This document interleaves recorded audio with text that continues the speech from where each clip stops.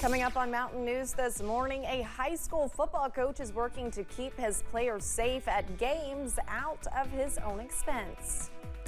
And protesters in Louisville met during the weekend to call for an immediate ceasefire in the Israeli-Palestinian conflict. Dedicated to Eastern and Southern Kentucky, this is WYMT Mountain News this morning.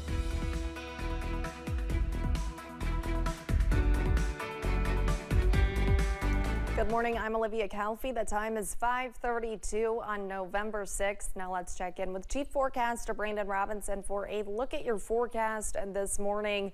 And Brandon, I know you mentioned that we are going to possibly, more than likely, see a few more days of that dry air outside. And I know that we could use a little bit of rain, but we may not see it for a few days. No, we couldn't use a little bit of rain. We could use a lot of bit of rain because it is very, very dry out there, and it's going to be very, very less humid. It's just going to be fire weather, and we desperately, desperately need some rain this morning. No rain at I-75 at the Corbin intersection there. We're looking at parts of that area at 36, so a little cool out there this morning to start your day off. But again, kind of seeing a little bit of action down on the temperatures. We're looking at 30s and 40s out that way. We're at 34 in Hazard, 43 Jackson, 43 Pikeville, 44 Prestonsburg, 45 Logan, 41 Moorhead, 31 Irvin and Clintwood, and 38 at Harlan this morning. Air quality moderate through most of the region. That's because of those forest fires. So we're continuing to watch that be a factor for us, and you can see a lot of fires burning. I know there were some in Perry County, there were some in Bell County, there were some in Harlan County. Have not heard of any here in Letcher County yet, but again, any little spark, any little ember can be a bad situation in these dry conditions. It will be warm and breezy the next few days. Spotty rain chances for Election Day, and I cannot stress how spotty those are. Our next best chance for rain comes with a cold front later this week. Olivia. All right, thank you, Brandon. Saturday, hundreds of friends, family, and first responders gathered to celebrate the life of Whitesburg Fire Department Assistant Chief Joseph Ray Back, who died on October 30th. WYMT's RJ Johnson has more. It was a day filled with stories and memories as hundreds remembered the life of Joseph Ray Back. Whitesburg Fire Department Deputy Chief Jeff Swisher says no one had anything bad to say about Joe. As long as I've known Joe, I've never heard anybody say anything bad about him. He was just one of those people that everybody liked and respected. He did his job, he did it well, and he never complained. I don't think I ever heard Joe complain about anything. Saying it was great to be considered his friend.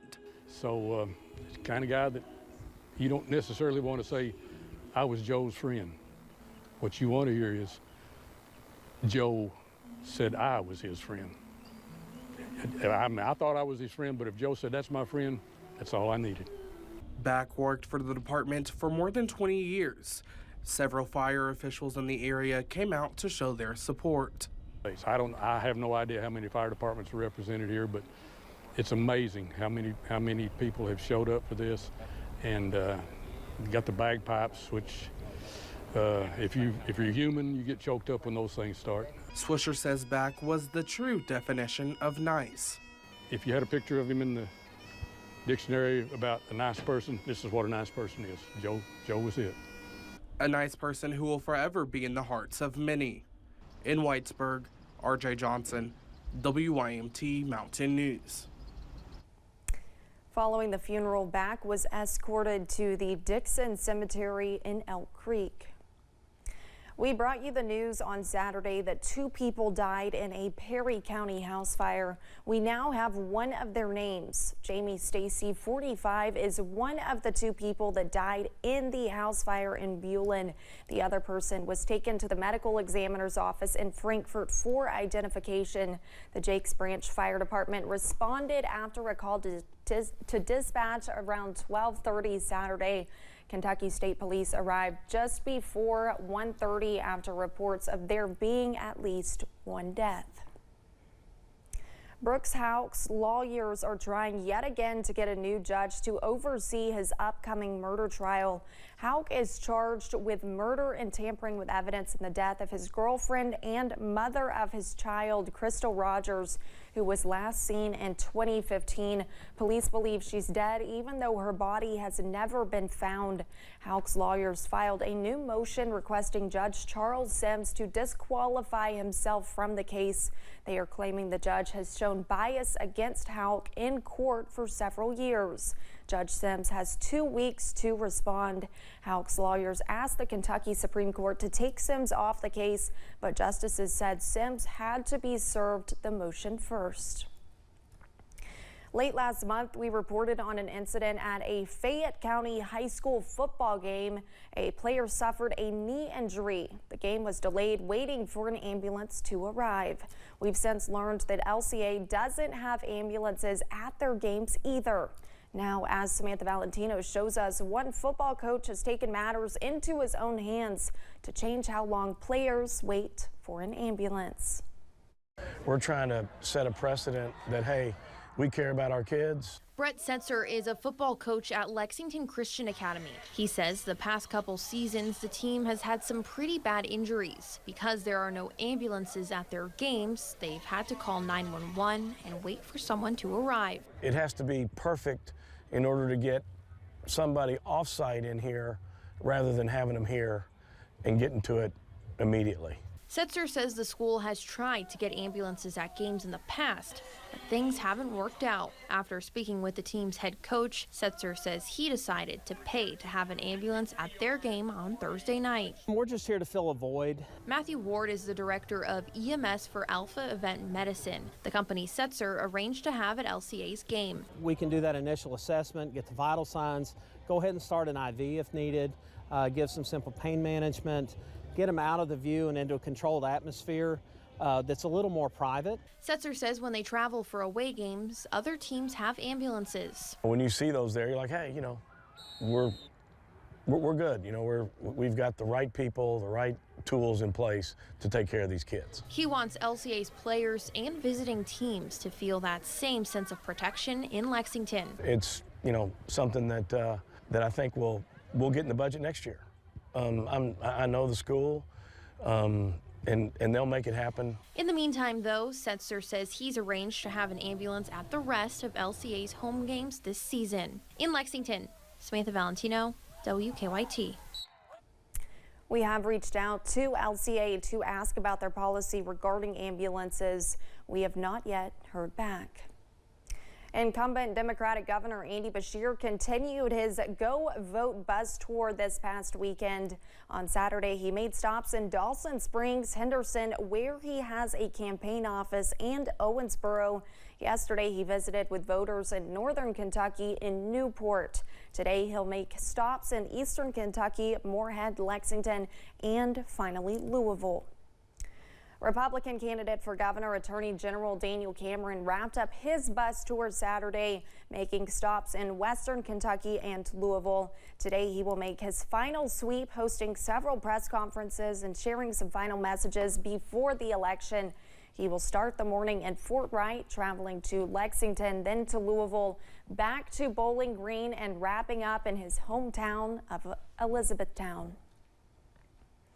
Dozens of people gathered in Louisville to call for an immediate ceasefire in the Middle East. The Louisville Coalition for Gaza gathered outside BAE Systems and Raytheon Missile Systems. Those are both defense companies that work closely with the U.S. military. The coalition says they bear a big part of the responsibility in the war between Israel and Hamas, since they are large players in the military-industrial complex. One of the people there talked about what they are afraid of if the fighting continues. The continuation of the war is going to lead to a worse catastrophe in the Middle East. And we are afraid that this tension and this war is going to extend to more countries around in the region, which will mean more casualties and more catastrophes in the whole area, not in Gaza. It was all part of a national day of action centered in D.C. As the weather gets colder across the Commonwealth, many Central Kentucky students may not have many things they need to stay warm, but one local educational group is putting their mittens to work. The Kentucky Educational Development Corporation in Lexington is dedicated to serving the teachers and students of more than 78 public school districts. You hear of a lot of coat drives, but you don't hear of winter gloves. And so we wanted to do something unique. And if there's a snow day and school's called off, what about these kids that want to go out and play in that snow? I know what it feels like to touch that icy snow, so it's cold. And we want to protect them and keep them safe and keep them warm. Kersey says people can also drop off glove donations of any size to KEDC's Lexington office at 118 James Court, Suite 60. The Kindness Project will be going until the end of November. There's a new Kentuckian of the Year, Louisville Metro Police Officer Nick Wilt.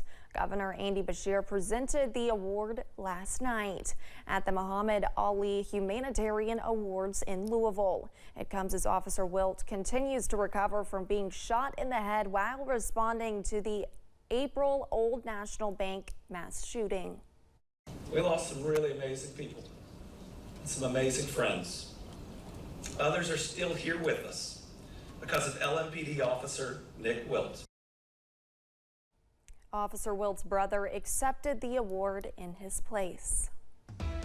Coming up, Euphoria fans are going to have to wait longer for the third season after being pushed back another year.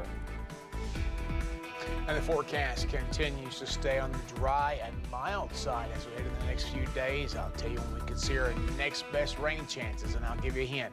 It's not Election Day, coming up in about 3 minutes.